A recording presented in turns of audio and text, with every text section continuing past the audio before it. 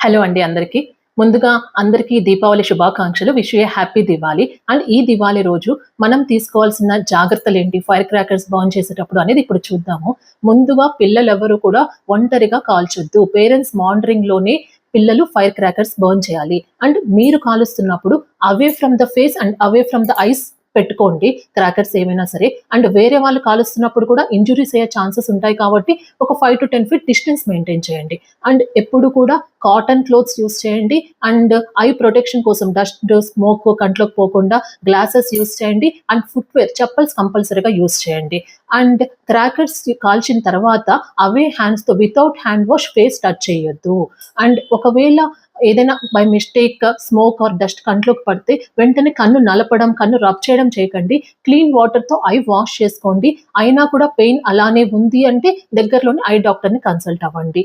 And నీళ్లు బాగా తాగండి. ఎందుకంటే ఈ స్మోక్ వల్ల, డస్ట్ వల్ల ఐ డ్రై అయిపోతూ ఉంటుంది. And once again wish you A happy and safe Diwali అందరికి.